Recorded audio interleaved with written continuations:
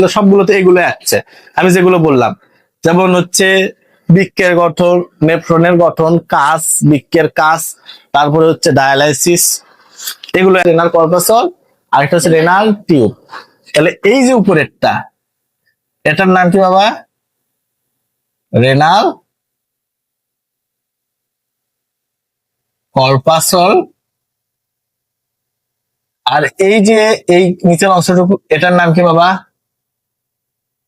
Renal. এই পুরোটা এই নালিকার অংশটার নাম কি? Renal tube.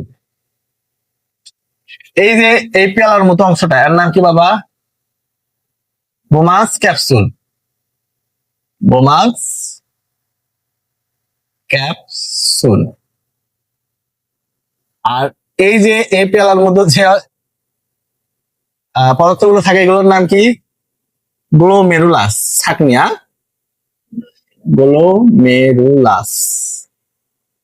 গ্লোমেরুলাস। একটা ইফারেন্ট আর একটা কি এফারেন্ট। এটা কি বাবা? ইফারেন্ট। ইফারেন্ট ধমনী। এই নালিকাগুলোর নাম কি বাবা? ধমনী। আর এটা কি? এই যে এই পাশের যে ধমনীটা, সেটা হচ্ছে ইফারেন্ট। এই পাশেরটা কি? এফারেন্ট। এই পাশেরটা কি বাবা? এফারেন্ট।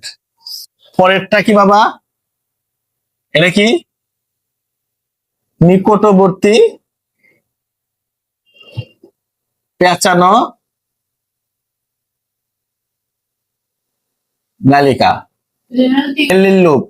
ইউ আকৃতির যে সরু অংশটা, এর নাম কি বাবা? হেনলির লুপ। এই যে এটার নাম হচ্ছে, এটার নামও পেঁচানো নালিকা, ঠিক আছে?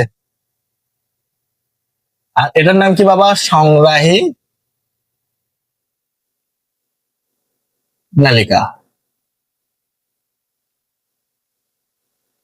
কি এই যে পেয়ালার মতো অংশটার নাম কি বাবা?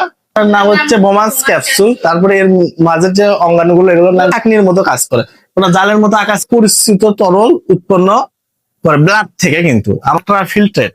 এই তো আলট্রা ফিল্ট্রেট যে তরলটা তুমি গ্লোমেরুলাস থেকে পাইলা, টিউব মানে তো বোঝাতে, এগুলোর মধ্যে যে যখন প্রবাহিত কয়েকবার এগুলো শেষে যে তরলটি পাওয়া যায় সাপে, এই যে ইউরেটার, ঠিক আছে, এটা হয়ে সংগ্রাহী নালিকার মধ্য দিয়ে ইউরোথলিতে জমা হতে শুরু করে।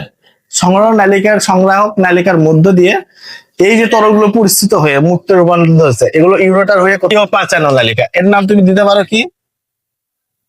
ক্রান্তীয় পেঁচানো নালী।